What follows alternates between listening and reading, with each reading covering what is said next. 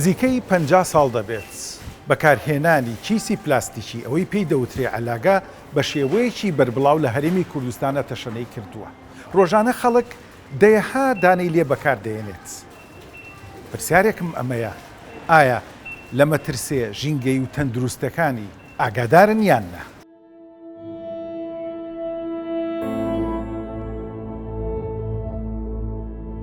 لە سەدا ৯ کۆی بەرهەمە پلاستیکیەکان لە سەرچاوەی گازی سروشتی و نەوتەوە بەرهەم دەهێنرێت. بۆ دروستکردنی چیسی پلاستیک سەرەتا نەوت و گازی سروشتی دەردەهێنرێت. ئەم مادانە پاڵاوتە دەکرێن بۆ مادەی ئیثیلین. لە پرۆسەیەکدا ئیثیلین دەگۆڕێت بۆ پۆلی ئیثیلین.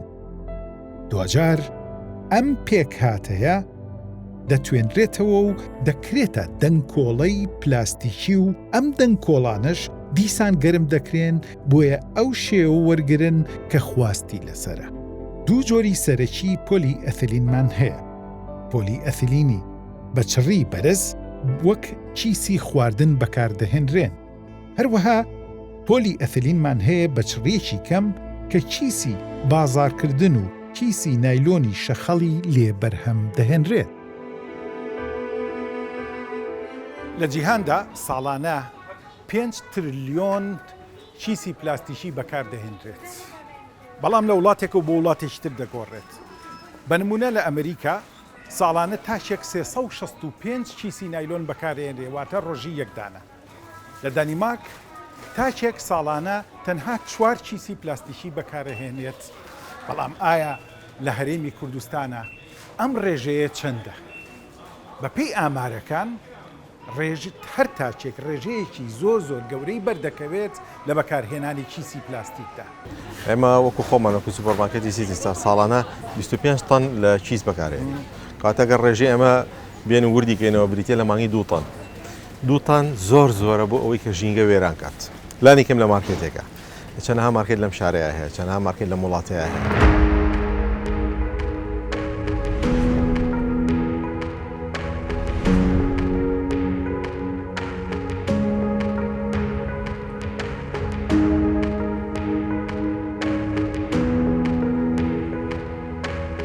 ڕۆژانە چەند چیسی نایلۆن بەکارهێنیت بە پێی پێداویستەکانیش هەڵبەتە گۆڕێت، بەس بە شێوەیەکی گشتی بۆ ئیش و کار بۆ ماڵەوە چەند چیسی نایلۆن بەکارهێنیت؟ بە شێوەیەکی گشتی ئەکرێ بڵم لە تێکڕایە ڕۆژانە 2 یا 3 ئەلاگە بەکارهێنین. هۆکاریش ڕەنگە پێداویستە شەخصەکانی خۆم تۆزێک کەمتریان پێویست بێ، بەڵام بۆ ماڵەوەیان بۆ ئۆفیس شتێکی زۆرتری پێویستە. مەسەلەی عەلاگەی لایلۆن ئیمڕۆز ڕەحاتر دەزەکەوێت، سعرەکەی مناسبترە و بۆ هەڵگرتنیش ئاسانە. عەلا زەرفەکان کە وەختی خۆی بەکارهاتن هەم هەڵگرتنی گرانە، هەم سعرەکەیشی بەرزە، لەوانەیە بە ڕەحەتی دەستی نەکەوێت. تۆ عەلاگەیەکی لایلۆن توانی 10 کیلۆ پێ هەڵگرێ، ئەو ناتوانین کیلۆی زیاتی تێکەی. تۆ دێتە بازار چەند عەلاگەی کۆگەیتەوە. ئەگەر چەند زەرفێکوێ ئەبێت نازانین چۆن هەڵگری، مەجبوری یان بە تەکسی هاتچۆکە یان بۆ بارگرانیەکە بۆ تۆ ناتوانین هەڵگری. مەسەلەکە ئەوەیە.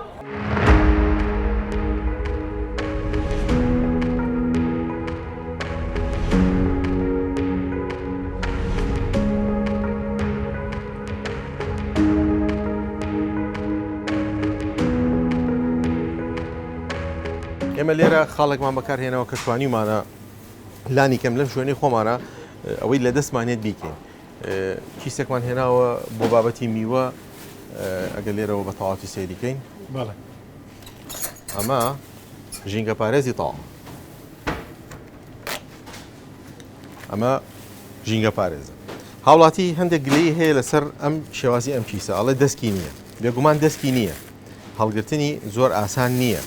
بەڵام جێگرەوەی بۆ دانراوە، توانێت هاوڵاتی لێرە ئەو پێداویستی پێویستێتی وەریگرێت و بکرێتە عەرەبانەوە، بکرێتە سەبەتەوە و لای کاشێر کەڕەتێکتر بکرێتە ئەو کیسانەوە کە ئێمە هەر لەگەڵیانی. ئەو کیسانەش کەڕەتێکتر یەکێکە لە زەرەرمەندەکان. ئەمە بە تەواوی ژینگە پارێز.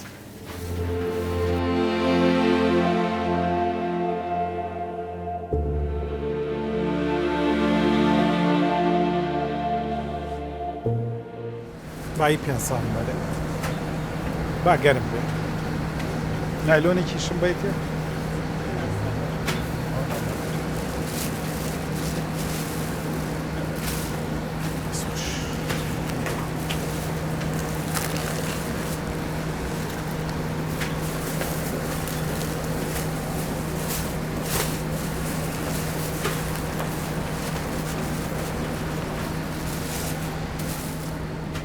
یەکێک لە گرفتەکانی بەکارهێنانی پلاستیک بە تایبەتی بۆ نانی گەرم یا سەمون ئەوەیە کە مەترسیەکی تەندروستی زۆر گەورە دروست دەکات. کاتێک کە ئەم نانە بەر ئەو پلاستیکە گەرمە دەکەوێت دەبێتە هۆی یەکەم تێکچوونی ڕیشاڵی بشاستەیەکان بۆیە یەقەکاتەوە شلە بێتەوە. دووەمیشانەوەیە کە دوو ترش بەرهەمێنێ ئەم ترشانە ترشی ئەسیک و لاکتیک کە ئازاری گەدە ئاەت ڕەنگە تێبینی ئەو کردبێت لە کاتی خواردنی نانە یا سەمونە تووشی ئازاری گەدە بووبی. ئەمە جگە لە پێکاتەکەشی کاریگەری خۆی هەیە. کردنەوەی نانی گەرم یا سەمون بۆ ناو پلاستیک ئەبێتە ئەوەی خێراکردنی بەرەمێنانی کەڕوو کەواتە ناتوانیت بۆ ماوەیەکی زۆر ئەم نانە لەناو ئەم پلاستیکیا بمێنێتەوە چونکە کەڕوو دەرەکات.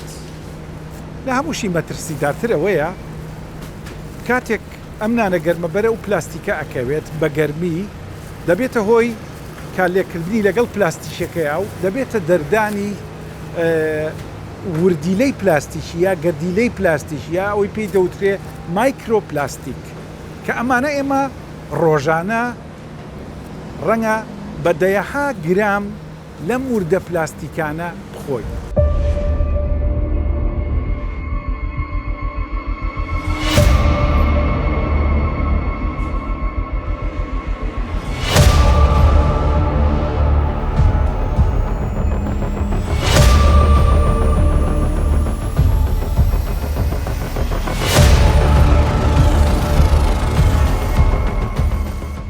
لە ڕوە سەحیەکەەوە عەلاقەکە هیچ باش نییە بەڵام بەدیلی ئەوەش شتێکی وانە بخرێتە شتێکی ترەوە ئیسفادەی هەبێت. ئێستا تۆ مۆزەفێکە لێو ئەڕوان ناتوانێت پاچێ خامدامە بە بەندەسیۆ بێت و نانەکەی تێکا مەجبور عەلاقەکە با لەگەڵ خۆیە. ئێستا من نانە حەزیانە لەوێ دانین بۆ کاتی وەستان و کاتی استراحەتمان مەجبورین هەر بکەینە عەلاقە چونکە بەدیلێکی نییە.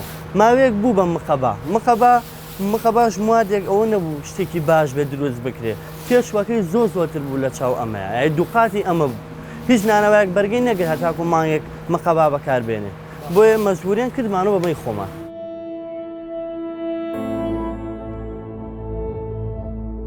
لەوە کارەساتتر ئەوەیە هەندێک لە کابان و چێژلێنەرەکان لە ماڵەوە لە کاتی ئامادەکردنی خواردندا کیسی پلاستیکی دەکەنە سەر مەنجەڵەکان کە ئەمەش لە دوو ڕۆوە لە ڕووی ڕنگ و لە ڕووی مادەی پلاستیکیەوە یا مایکرۆپلاستیکەوە یەکسەر تێکەڵی خۆراکەکە دەبێت کە ئەمانە هەمووی مەترسی و هەڕەشەی گەورەن لەسەر تەندروستی مرۆڤ.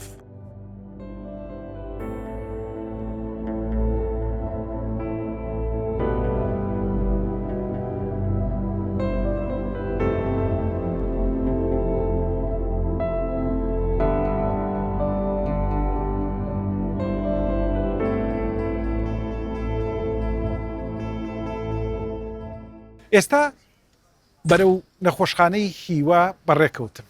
ئەو نەخۆشخانەی کە هیوای چەندەها نەخۆشن، ئەو نەخۆشانەی کە تووشی شێرپەنجە بوونەتەوە.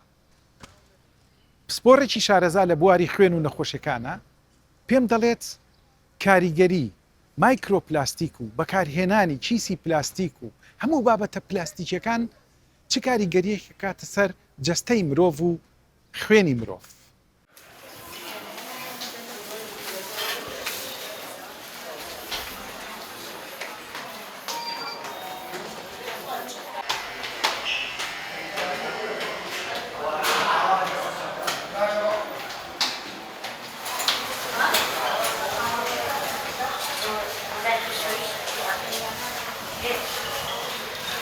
پلاستیک بە شێوەیەشی زۆر بڵاو و خێرا تەشەنەی سنووە لە شارەکانی هەرێمی کوردستان. بەڵێ ڕاستە. ئێمە ئەزانین هەر تاکێشی ئێرە ڕۆژانە ڕەنگە ئەمە بە ئاماری تەواوەتی لام نییە بە کەسوکار و بە هاوڕێ و ئەمانە ئازانم ڕۆژی بەلایانی کەمەوە هەر تاکێک 5 چیسەی نایلۆن بەکارێ. بەڵێ ڕاستە. لە وڵاتانی تر جیاوازە مەسەڵەن نمونەی دانیمارک مێنایەوە ساڵی تاشێک 4 پلاستیک بەکارێنێ چیسی پلاستیکی. لە ئەمریکا ڕۆژی تاچێک یەک پلاستیک بەکارێنێ بەڵام بە پێچوانەوە ئەوی کە لێرای بینین کارە ساتە ئەزین لە ڕووی ژینگەیەوە کارە ساتە ئەمانەی بزانین لە ڕووی تەندروستیەوە چ کاریگەریشی هەیە لەسەر خوێن و لەسەر تەندروستی مرۆڤ. ئێمە سەرەتا پلاستیک پێکاتەیەکی تیا پێڵێن بسفینۆڵ ئەی BPA ئەو بسفینۆڵ ئەیە زۆر کێشە دروستەکە بۆ تەندروستی بۆیە لە ئێستا هەنێک جۆر پلاستیک دروست کراوە کە ئەو پێکاتەیە تیانە بەڵام گرانترە لە جۆرەکانی کە لەبەر ئەوە لە ئەو پلاستیکی کە لێرە هەیە زۆربەی ئەتوانمەوە ئەو بسفینۆڵ ئەیتیایە ئەو کاریگەری زۆری هەیە لەسەر گەشەی مناڵ لەسەر قەڵەوی ڕێژەی قەڵەوی لە مناڵە زۆر زیاکات نەخۆشیەکانیش کە پەیوەندی هەیە بە قەڵەویەوە کە ئەتوانم بڵێم ئیتر هەر لە نەخۆشی جومگە و لە نەخۆشی خوێن و دوای کە گەورە ئەبن ئەو کەسانە تووشی نەخۆشی شەکرە و نەخۆشی بەرزبوونی فشاری خوێن و نەخۆشیەکانی کە پەیوەندی هەیە بە قەڵەویەوە هەمووی زیاکات بەهۆی بەکارهێنانی تەندروستی پلاستیکەوە دوای ئەوە بینە سەر پاکی ئەو پلاستیکەی کە بەکارێت چ پێ کاتێکی کەی تایە جگە لە مادەی پلاستیکەکە کە خۆی کە پۆلیڤینال کلۆرایدە مادە سەرەکیەکەی پلاستیک بێجگە لەو مادەیە چی کەیتایە چیکەی لەگەڵایە وەکو خەڵتە وەکو شتی پیس لەوانەیەچکە پلاستیکانە لەوانەیە دووبارە بەکارهات بێتوانێت لە شتیکەوە دروستکرابێت ئایا ئەوانە چ پێکاتەیەکن بە دڵنیایی کاریگەری زۆر خراپیان هەیە لەسەر تەندروستی مرۆڤ هەنێکی بە شێوەیەکی گشتی بڵین بۆ خۆراک ناشێ خۆراکی نییە بە تایبەتی هەنێ علاگی نایلۆن هەیە کە ڕەشە بە تایبەتی ئەوانە زۆربەی کات بۆ بابەتی خۆراک و ئەوانە بەکار ناوێت بەکاربێت هەنێک کەس چشتی تیا هەڵەگرێ لە فرێزەرە بە تایبەتی یا مەسەرەن کە گەرم ببێت لە گەرمایەکی زۆرە گۆڕانکاریکی زۆری بەسەرات ئەو پلاستیکە هەنێک کەس ئەچێشتی زۆر گەرم وەکو نان یان سەمون نەخاتە کیسی پلاستیکەوە ئەبین ئەو پلاستیکە ئەتوێتەوە ئەنووسێ بە خۆراکەکەی و بە شتە گەرمەیە کە هەڵگیراوەتیایە ئەوەش دیسانەوە زۆر خراپە بابەتی گەرمکردنەوە شتیوە ئەو پلاستیکانە کە گەرمەکرێتەوە لایەنێ ئامێرە لەوانێ وەکو مایکرۆویڤ یان شتیکە هەنێکی ناشی بۆ ئەو گەرمیە زۆرە و ئەتوێتەوە ئەچێتان خۆراکەکەوە ئێمە ئەگەر ئەو شتانە هەمووی بەرچاو بگرین اینجا ڕێژێکی زۆر پلاستیک هەیە لە جەستەمانە لەوانەیە ئەوە هۆکار بێ بۆ زۆربەی ئەم نەخۆشیانی کە ئێستا ئەیبینین لە مرۆڤاکە هەیە نەخۆشە شێرپەنجەیەکان و نەخۆشیەکانی خوێن ئەویش بە هەمان شێوە بەدڵنیایی کاریگەری زۆری هەیە نایلۆن و پلاستیک لەبەرەی پێکاتەیەکی کیمیاویە پێکاتەیەکە ئاساینە لە ناو لەشی مرۆڤ هەبێ بۆ ڕێژە بەرزە بۆیە ڕاستەوخۆ ئەتوانین بڵێن پەیوەندی هەیە لەگەڵ ئەو نەخۆشیانەیە بەڵام توێژینەوەیکی تەواو نەکراوە بەداخەوە تا ئێستا بابزە بۆی بزانین لەبەر ئەوەی ئێمە ناتوانین بڵێن ئەم کەسانی کە بیان سەردانی ئێمەکەن چەند ڕێژەی پلاستیک لە خوێنیان هەیە پشکینێکی وامانە بۆ ئەوە لە هەمان کاتە لە تێستە ستاندەردەکانە نییە ئەو تێستە بۆ پلاستیک لە لەشی مرۆڤ و بۆی بزانین کێ زیاتر هەیەی لەوەیە لەوانەیە ئەم بەرنامەی ئێوەش هەندێکی باش بێ بۆ لایەنە حکوومیەکان و لایەنە پەیوەندیدارەکان کە هەنێ ڕێنمایی دانێن بۆ ئەو مەبەستە کە کەم کرێتەوە بەکارهێنانی کیسی پلاستیک بە تایبەتی بۆ شتی گەرم بەداخەوە چەند ساڵە پێش ئیستا بیرۆکەیکی وا هەبوو کە کیسەی پلاستیک بەکار بێ بۆ نان و بۆ سەمون و بۆ ئەو شتە گەرمانە پارێزگای سلێمانی پێشەنگ بوو لەوەیە بەڵام بەداخەوە بینیمان ئەوەش دیسانەوە وەستا لەبەر گرانی کیسی پلاستیک و نەبوونی هیچ لایەنە گیاڕێکخراوێک کە پشتگیری بکات لەوەی کە کیسەی کاغەز بەکار بێت بۆ ئەو جۆرە خۆراکانە.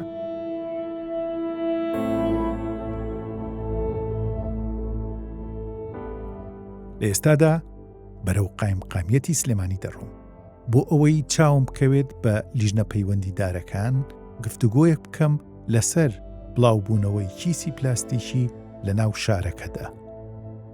وا لە خەڵک بکەین خەڵک وشیارکەینەوە لە ڕێگەی یاساکانەوە لە ڕێگەی جەنابتانەوە کە بسپۆرن لە بوارەکەیە کە بتوانین خەڵکەکە ئیتر سنوورێک دابنرێت بۆ بەکارهێنانی کیسی پلاستیکی. بەڵێ ئێمە وەکو لیژنەوە بەشەکانی قایمقامەتی سلێمانی هەمیشە لە هەوڵابووین بۆ کەمکردنەوەی زیانی ژینگەی مادە پلاستیکیەکان و ئێمەش وەکو لیژنەکان کارمان تەنها چاودێریکردنی شوێنەکانە و جێبەجێکردنی ئەو بڕیارانەیە کە لەلایەنە پەیوەندیدارەکانەوە دەرەچێ وەکو تەندروستی وەک بۆ وەزارەتی تەندروستی و ژینگە و ئێمە وەکو لیژنەوە بەشەکان هەمیشە لە هەوڵابووین بۆ کەمکردنەوەی ئەو زیانانەی کە بەهۆی پۆلی ئەسیلین و یاخو پۆلیمەرات وانەی کە وەکو لایلۆن بەکاردێت کەم بێتەوە کە نەچێتە ناخاکەکە ئێمە هەمیشە لەو بوارەیە کارەکەین و چاودێری هەموو شوێنەکانی شەکەین و لە هەوڵی شابووین ئێمە تەنها ئیشمان چاودێریکردنە لە شوێنەکانە ینی بڕیارەکانی لایەنە پەیوەندیدارەکان جێبەجێەکەین بۆ نمونە ئێستا ئەو علاگەی بڕیار هەیە علاگەمانی کە شوێنەکان تەنانەت بڕیارێکمان هەیە بۆ نانەوخانەکان و سەموخانەکان کە ئەبێ کیسی کاغەز بەکاربێنن لە جیاتی کیسی لایلۆن ئەمە بۆ کەمکردنەوەی زیانە تەندروستیەکانە چکە تۆ لە دواییە ئەو کیسە ئەو علاگەیە ئەخەیتە ناخاکەکەەوە و هەڵوەشاندنی زۆر قورسە بەڕاستی بەپێی ئەو ستاندەرانەی کە هەیە پێویستی بۆ 400 بۆ 700 ساڵە بێت تاوەکو ئەو مەوادە مسرتنانە هەڵەوەشێتەوە یعنی ئەو مەوادانە کاریگەری نامێنێ ئێستا تۆ بیرکەرەوە تەنانەت دەبەیەک فڕێ یان پلاسیکێک یان لایلۆنێک فڕێیتەوە خاکە و پێویستی بە چیانێ بێ بیرکەیتەوە تۆ بۆ ماوەیەکی زۆر دوور و درێژ مەوادی مسرتنەکەیتە ناو خاکەکە و ژینگەکە و ئەبێتە کاریگەری نەرێنی زیان بەخش بۆ تەندروستی هاوڵاتیان چکە لە پاشە ڕۆژە ئێمە خۆمان و نەوەکانیشمان بەڕاستی ئەچینە ژێر کاریگەری ئەو مادە زیان بەخشانەی کە خۆمان فڕێمانداوە. بڕیارەکان تا چەند کاران ینی تا چەند چوونەتە پێشەوە کاتێک کە لایەنە پەیوەندیدارەکان بڕیارێ دەرەکەن بە نمونە قەدەغەکردنی کیسی پلاستیکی بە هەموو جۆرەکان لە سەموخان و نانەخوانەکان تا چەند کاران ینی لە جێبەجێکردنی ئەم بڕیارانەیە. ئێمە و پۆلیژنەکان پێویستمان بە بڕیاری لایەنە پەیوەندیدارەکان هەیە. ئێمە هەر بڕیارێک هەر ڕێنماییەک هاتبێ ئێمە بە شوێنەکانمان گەیاندووە ئەوانیش مۆبەڕێری خۆیان هەیە ئەڵێ کیسی پلاسیکی گرانە کیسی عفو سلیلۆزی واتە کیسی کاغەز گرانە و بۆمان ناکردێوەکو کیسە لایلۆنەکە ئەرزان نییە پێویستە حکوومەتی ژیانی پشتگیریەکیان بکات لەو کیسانە ئیترەوە بێ لایەنە پەیوەندیدارەکان ئەوان زیاتر یعنی لەو بابەتەیە دیراساتی باشتر بکەن بۆی بتوانن ئەو بڕیارە جێبەجێکەن.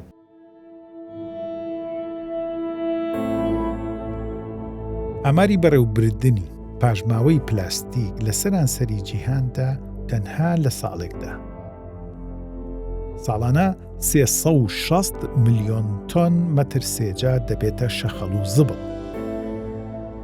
نزیکەی 2 ملیۆن تۆن لە زەریا و سەرچاوە ئاویەکانماندا کۆتایی دێت. نزیکەی لە 150 هەموو پاژماوە پلاستیکەکان لە سەرانسەری جیهاندا دەکرێنە ژێر خۆڵەوە.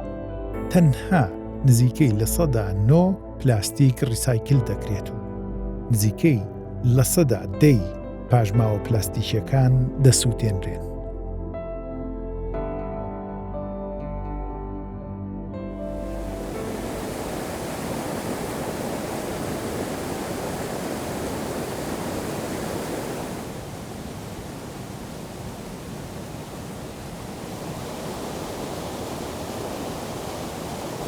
پلاستیکەکان و کیسی پلاستیکی هەموو شارەکانی تەنور کاریگەری دەکاتە سەر سەرەکی ترین جومگەی ژیاری و ئاوی شارەکان دوور ناڕۆی.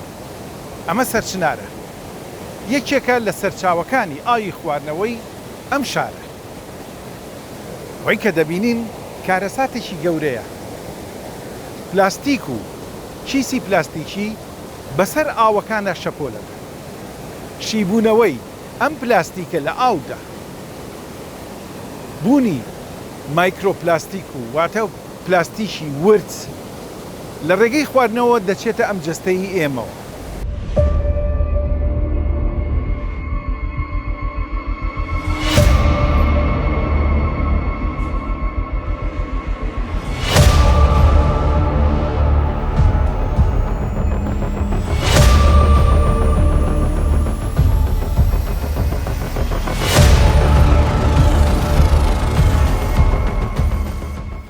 هەروەها بڵاوبوونەوەی کیسی پلاستیکی و پلاستیکەکانی تر لە سروشتا کاریگەری ڕاستەوخۆ دەکاتە سەر ژیانی ملیۆنەها زیندەوەری ئەندامی و نائەندامی لە هەسارەکەماندا. ئەمەش کاریگەری ڕاستەوخۆکان دەکاتە سەر ئێمەی مرۆڤ هەروەها.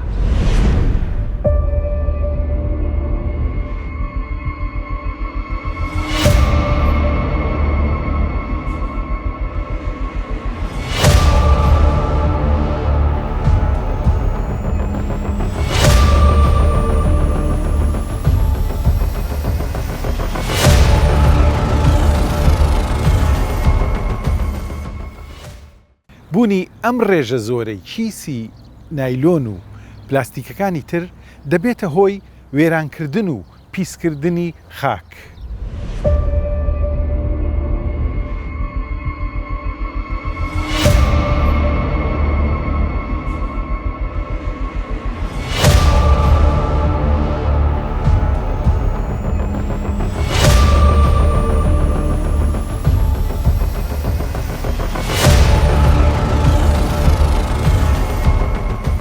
یەکێکی تریش لە مەترسی بڵاوبوونەوەی چیسی پلاستیکی و پاشماوە پلاستیکیەکان ئەوەیە زەوێ کشت و کاڵەکانمان بە تەواوەتی ژەهراوی دەکەن. پاشماوەی ئەو ژەهرەش دەگەڕێتەوە ناو جەستەی ئێمە لە ڕێگەی بەرهەمە کشت و کاڵەکانمانە.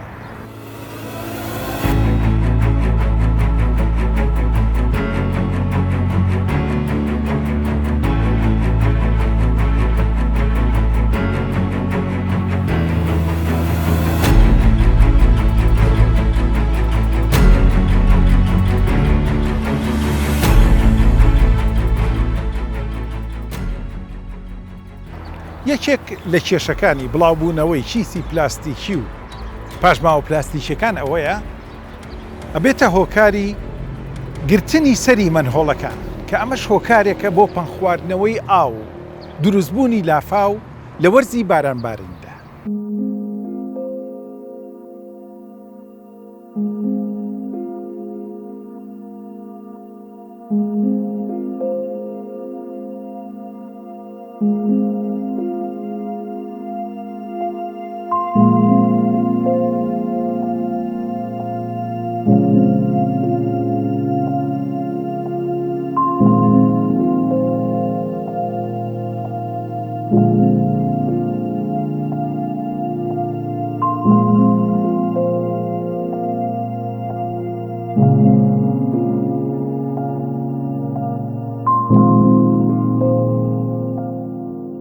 لە هەرێمی کوردستانە ئێمە ڕۆژانە 1500 تەن پاشماوە و شەخەڵمان هەیە. لە شارێکی وەکو سلێمانیدا نزیکەی 2000 تەن زیاتر ڕۆژانە شەخەڵمان هەیە. ئەم شەخەڵە دەبێت چەنی پلاستیک و پاشماوەی پلاستیکی و چیسی پلاستیکی بن. بەپێی ئامارەکان چیسێکی پلاستیکی زۆر لە ناو ئەم خاکەی پشتی مندا ڕۆژانە دەکرێت بەژێر خاکەوە. ئەوە تا بە 3 قاتی گەورە بە 3 نهۆمی بەرز شاخێکی گەورە دروست بووە لە پاشماوەکان، لە شەخەڵ، لە چیسی پلاستیک و هەموو پاشماوە پلاستیکەکانی تر. پرسیارەکەم ئەوەیە ئایا حکوومەتی هەرێم چ پلانێکی هەیە لە ڕووی ئیداریەوە کار بۆ ئەم مەترسیە گەورە بکات؟ ئایا ئێمە کارگەی ریسایکلینمان هەیە؟ ئایا ئێمە هیچ چارەسەرێکی ترمان هەیە؟ بەداخەوە ئەوەی کە لێرە گوزەرێت کردنە ژێرخاک و سووتان و بەرەڵاکردنی پلاستیکە لە ناو ژینگە و ئاو و هەواکەمانە کە ئەمە مەترسێ گەورەکەیە ڕوبەڕووی خەڵک و دانیشتوانی شارەکانی هەرێم دەبنەوە.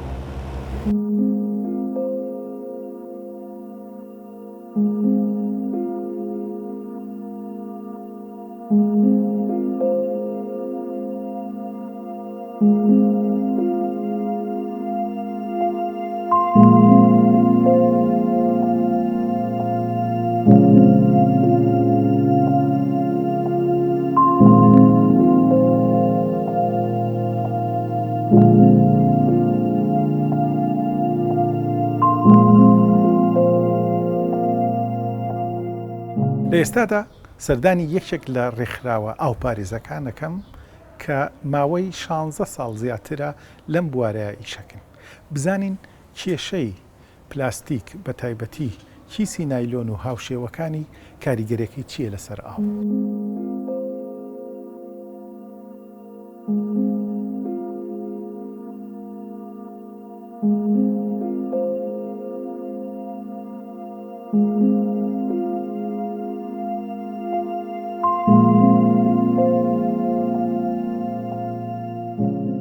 پلاستیک جۆری زۆری هەیە، بەڵام جۆری ئەو پلاستیکی کە دۆ باسێکی علاگەی خۆ بڵێ علاگەی علاگەی پلاستیکێتر لە شتومە کشتیەکەین. ئەم جۆرە پلاستیکە ئێمە گیرمان خواردە بەدەستێەوە وەکو چالاکەوان، وەکو ئاوپارێز کە ئیش ئەەکەین ئەو شوێنانی کە ئاستەنگە بە پاکردنەوە.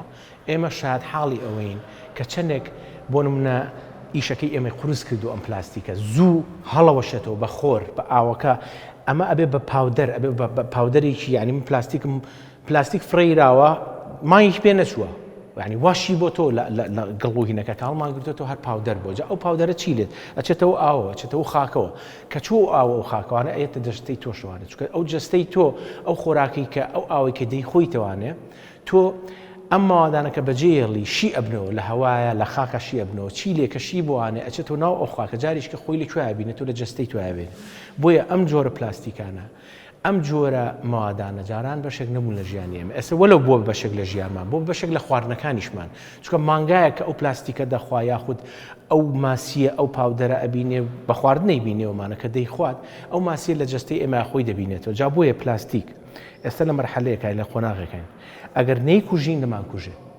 طبعاً ئێمە بۆ لەو ئێمە سیستەمێکمان نییە ئەم پلاستیکە بگرێتە خۆی ئەم ماوادە نەخوازراوانە بگرێتە خۆی و جاریشکە بەکاربێنرێت و بتوێرەوە هۆشدارێکی خۆشمانمان نییە پلاستیک ئەوەی من شاید حاڵی بم چۆتە هەموو شوێنێکەوە لە هەموو شوێنەکە بینیومە ینی تەسەوڕ ناکەی وەکوتم هەوای بات یعنی بڕۆ سەلوتکەی پیرمەگرتم بە گژوجاکەەوە لێ ینی لە ژێر ئاوایی بینم لە ناو زێراوایی بینم لە هەموو شوێنەکە چکە وتم زۆر بە ئاسانی لە شوێنێکەوە هەوای با بۆ شوێنی شکرد خۆی لە کوێیان نبینێتوانێ حتا ئەم شەریکی ڕسایکلین و لە تانجەرۆمانە ئەو فیلدا کە هەوایەت تەسەور ناکەی بۆ نمونە گوندی چەقڵاوە و گوندانی ئەوبەر هەمووی ئەناڵێن بەدەست ئەم زبڵە هەواکەن دەیبات بۆ چووە دەیبات بۆ ناو زەراعەتی دەبات بۆ ناو بیرەکانی دەبات بۆ ناو ئاوی دەبات بۆ ناو ڕووبار بۆ ناو خاک اینجا بۆیە ئێستا پلاستیک وای لێ هاتووە لە ناو خواردنەکانمانە خۆی بینێتەوە ئەگەر لێکرداری جدی بۆ نەنوێنین ئێستا سبینێ لە ناو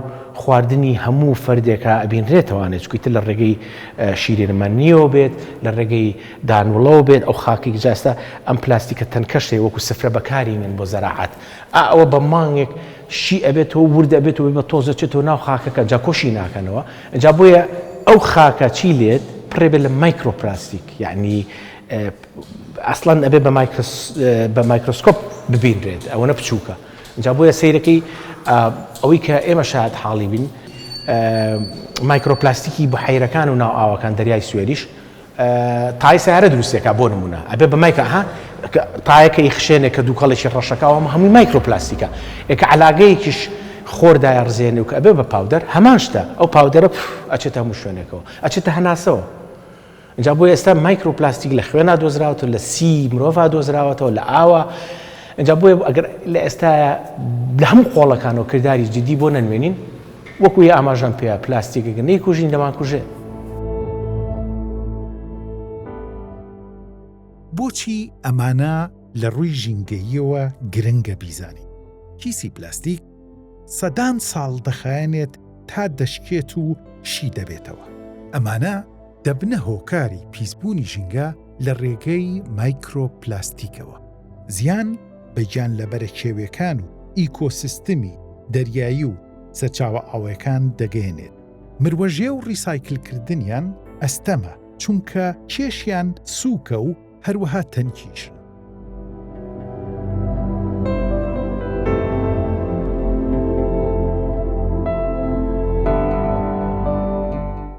نازانم مەڵێن علاگەی ڕێژ زیانی هەیە و ئەمانە بەس هەتا ئیسەر ڕوونکردنەوەیکی سەحی لەسەر بڵاو نەبووە دۆکەوە زەرێکی وای هەبێ ئێمە هۆشمان نییە سە بۆ منە تورەکەیکی خۆت بەکاربێنە من ئێستش تورەکەی خۆمم هەیە ئەنواع تورەکەم هەیە کە دۆستی ژینگەی ئەمانە لەگەڵ خۆما دەبم دایمەن جانتاکەم تورەکەی دوانی تەیە ئەڵم نەوەکو گەشتی زۆر بکڕم ئەخیر محاولە ئەەکەم پلاستیکەم بەکاربێنم کارەساتەکە لەکوێیە لە مارکێتەکانە نەفرێک دانراوە بەس شتە خاتە علاگەوە چەند علاگ دوو ئایتەمە خاتە علاگەیەکەوە علاگەیش کێن دوو ئایتەمی تریتێکە سە ئایتەمی تێکە هەر هەموو ئەمە لە یەک تورەکەی پەڕۆیە کۆ ئەبێتوانێ یا لە زەمیلەیەەکە جاران زەمیلەیە ئێمە ئێستش زەمیلەمان هەیە لە ماڵوە بێگومان ئەگەر بکرێ بە پارە وەکو هەر وەکو باوە لە هەموو وڵاتانی دەرەوە ئەمە چەند سوودێکی بۆ هەموو لایەنێک یەکەمینیان بۆ ژینگە کاوە بڵین سەرەتای بابەتەکەیە دووهەمینان بۆ هاوڵاتی ئەتوانێت ئەو کیسەی کە خۆی ئەیکڕێت چەند جارێکی تر بەکاری بێنێتەوە سوودی ئەبێت ئەو قەبارەی کە پێویستێتی سوودی ئەبێت بەس بەڕاستی ئەمە وشارێکی زۆری بێت پێویستە لایەنە پەیوەندیدارەکان وشارێکی زۆر و بڵاوکردنەوەی چەنەها کۆڕ و سیمیناری بۆ کرێ بۆی خەڵک ئەم وشیارە وەرگێت قبوڵی بکات چکە بەڕاستی سەرنجام ئەگەر هاوڵاتی نتوانێت مە قبول کات قورسە بێت بۆی ئەمە ئیشە بکرێت بە پارە لەبەرەوەی من خۆم شخصی خۆم تا کیسەی کاغەز وەستا بێ کیسەی پلاستیک بەکار ناهێنم لە هەمان کاتە ئەتوانین ئێمە لەسەر ئاستی تاکی خۆمان کارێ بکەین هەموو ماڵک لە ئێمە چەند کیسەیەکی خامی هەبێت قماش بیشوا و بەکاری بێنێتوانێ بۆ کڕینی ئەو شتانی کە گەرمە ئەو کاڵایەنە بەڵام بەداخەوە من تا ئێستا لە سلێمانیا کەسم نەبینیوە کیسەیەکی خامبەرێ لەگەڵ خۆیان نان یا سەمونی تا بێنێتەوە بۆ ماڵەوە ئەو خۆڕەکانی کە گەرمە کەسەکانیش خۆیان ئەتوان خۆیان پارێزن ئاستی وشاری خەڵک بەرز بێتەوە لایانی حکومی و پەیوەندیداریش ڕێنمایی دەرکات لایانی کەش هەیە ڕێکخراوەکانی کە با بڵێن ڕێکخراوی ناحکومی یا هەنێ ڕێکخراویکە کە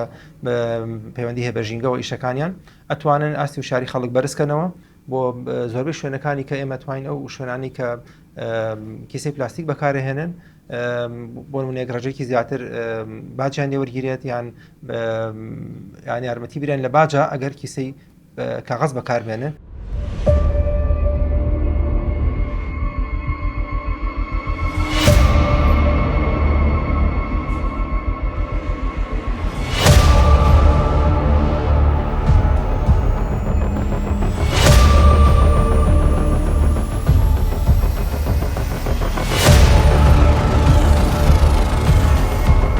ژیانی نوێی مرۆڤ وابەستەیە بە پلاستیکەوە بەڵام بێەوە بزانین هەسارەکەمان لە کێشمێکی زۆر گەورەدایە لە بەرامبەر هەموو ئەم مادەداهێنراوانەی مرۆڤ کە لە دوای شۆڕشی پیشەسازیەوە کردێتی وەک پلاستیک و چیسی پلاستیکیش.